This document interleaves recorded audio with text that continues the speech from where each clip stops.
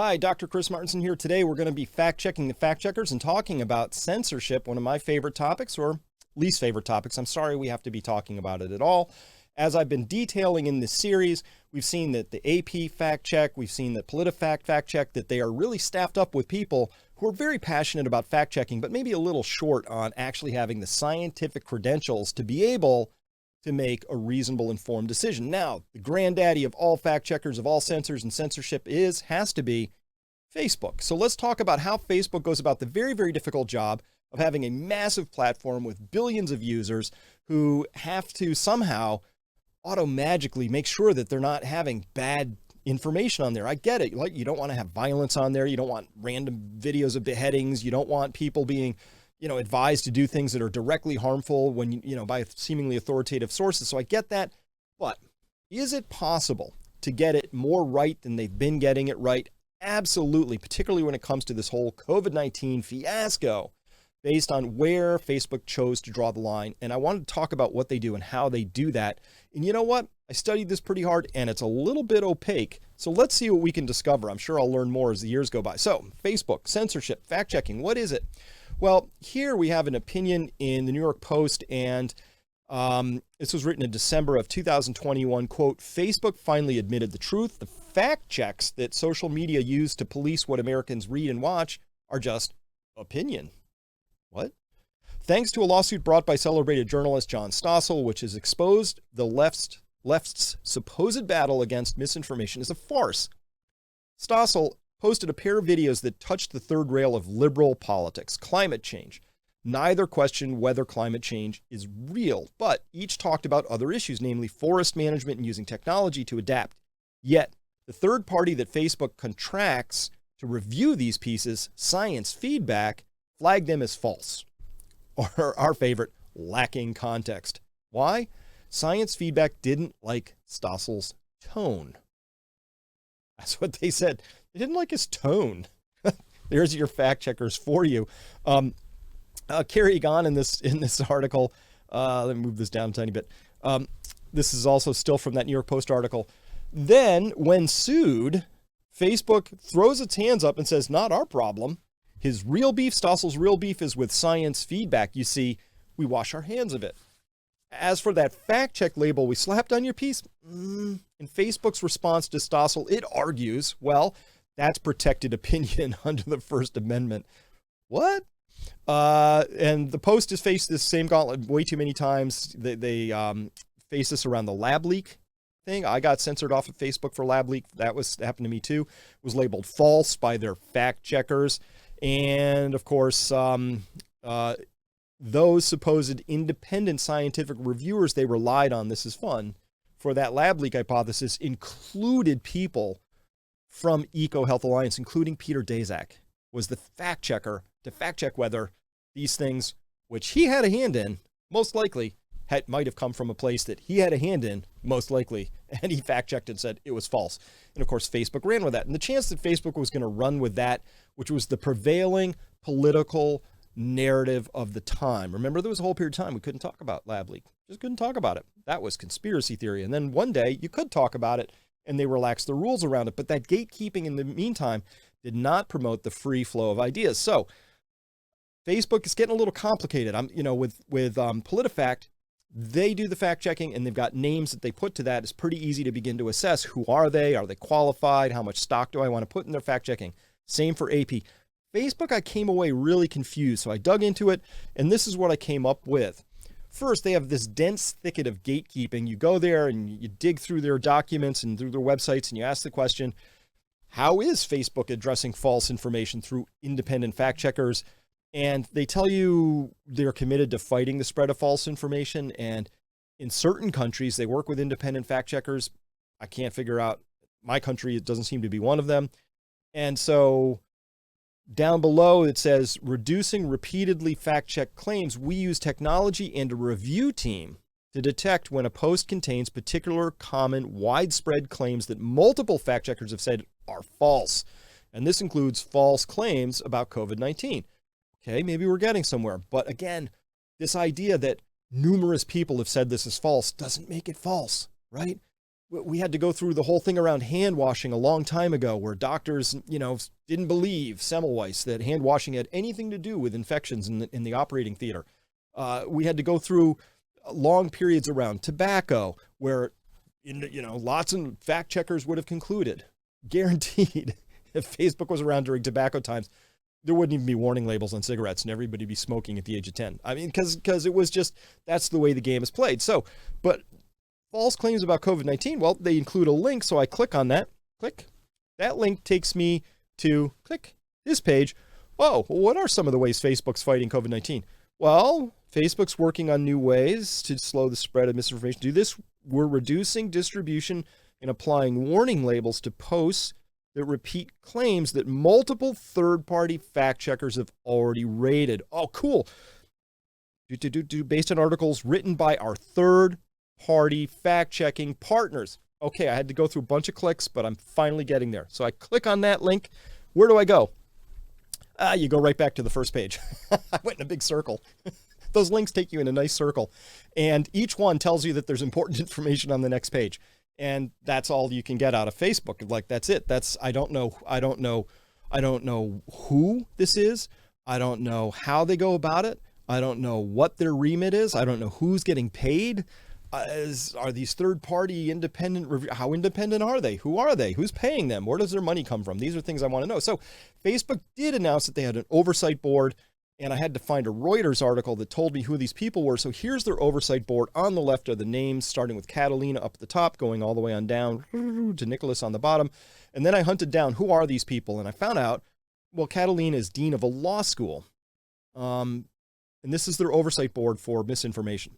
And Jamal Green is a law professor, and Michael McConnell's a law professor. And then you got Helle Thorning-Schmidt, former PM of Denmark. Okay.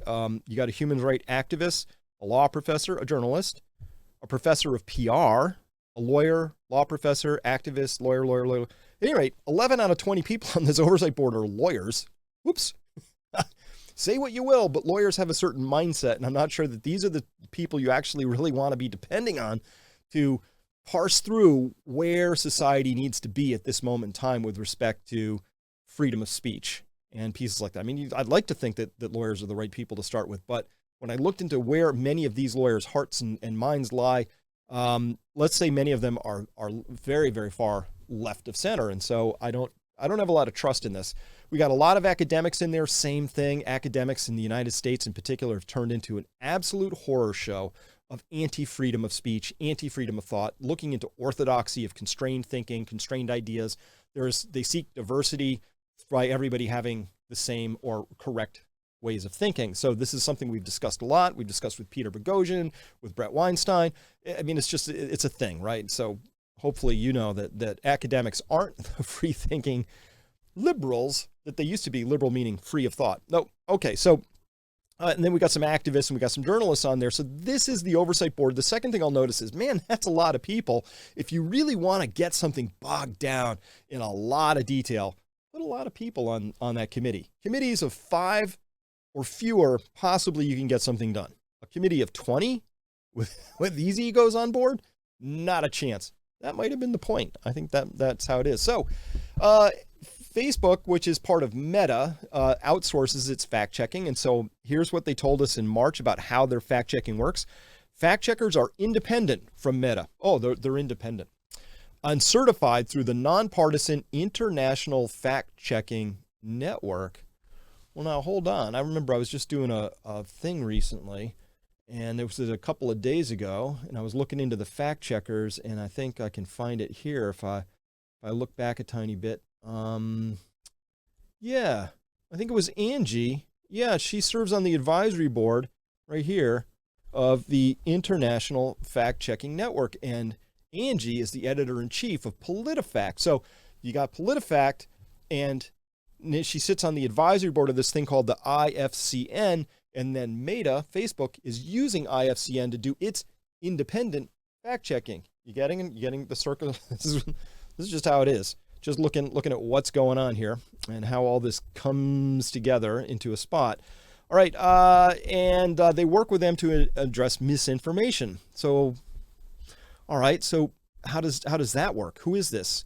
Well, it turns out It's just a big circle jerk at this point in time. So the IFCN is now is actually part of Pointer, and Pointer has another subset under it, which is the science fact checkers that are used by Meta or Facebook belong to this science feedback. So when they said that that my video had been reviewed, and PolitiFact said, oh, but it was Facebook that flagged this thing.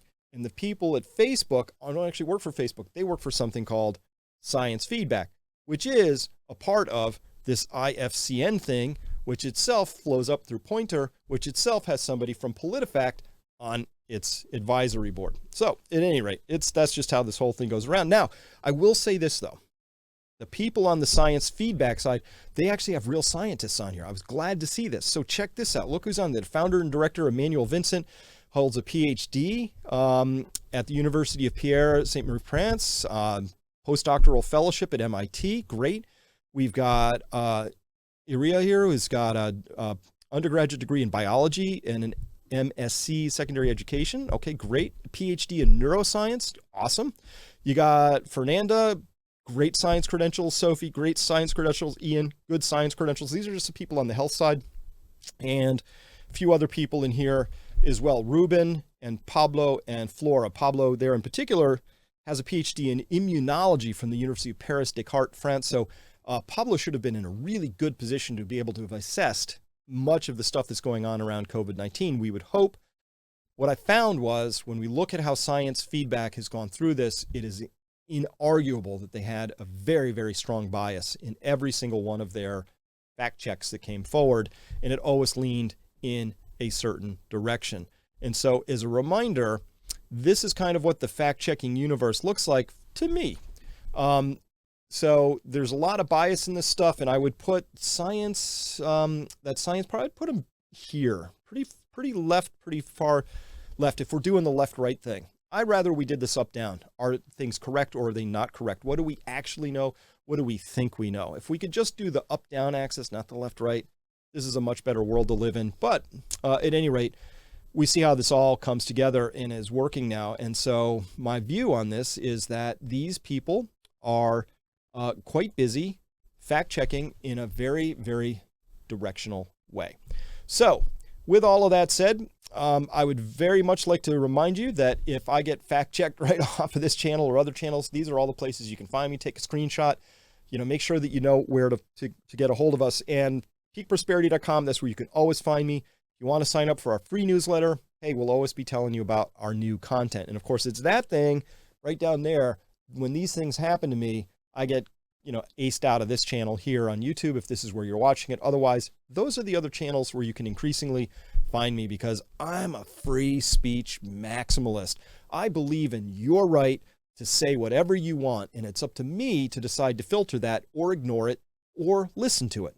That's how this all should work. It's not up to somebody else to gatekeep and say what I should be able to tell you or what you should be able to tell me. All right. And as well, if you want to follow me more closely and you like this kind of thinking and content, I'm putting out content all the time. At Peak Prosperity, we have subscribers who support our mission, and they get a lot from our particular mission, and very glad to have all of the support of everybody. So otherwise, hit the like button, hit subscribe. You may have to resubscribe because very helpfully, people get unsubscribed from this channel all the time if you're watching this on YouTube.